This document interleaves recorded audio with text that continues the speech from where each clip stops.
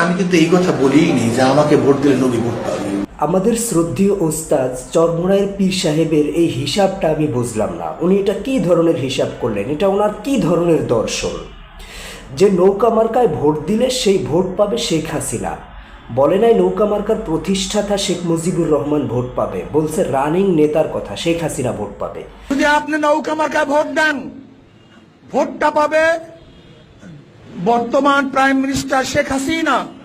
ধানের শীষে ভোট দিলে সেই ভোট পাবে খালেদা জিয়া, অথচ ধানের শীষের প্রতিষ্ঠাতা জিয়াউর রহমান। জিয়াউর রহমান কিন্তু ভোট পাবে না, ভোট পাবে খালেদা জিয়া। আপনি যদি ধানের শীষে ভোট দেন তাহলে ভোটটা পাবে খালেদা জিয়া। অন্যান্য যে সকল প্রতীক আছে, যে সকল দল আছে, তাদেরকে ভোট দিলে তাদের নেতারা ভোট পাবে। আপনি যদি অন্য প্রতীকে ভোট দেন, ভোট পাবে তাদের নেতা। কিন্তু একমাত্র দল, একমাত্র প্রতীক, হাত পাখায় ভোট দিলে সেটা রানিং নেতা পাবে না, বাবাজান দাদাজান কেউ পাবে না, সেই ভোট পাবে নাকি আল্লাহর রসুল।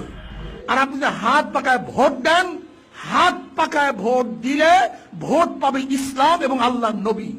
আবার এই বিষয়ে তাকে জিজ্ঞাসা করা হইলে সে 380 ডিগ্রি অ্যাঙ্গেলের পোল্টি দিয়ে সে বলতেছে সে এই কথা নাকি বলেই নাই।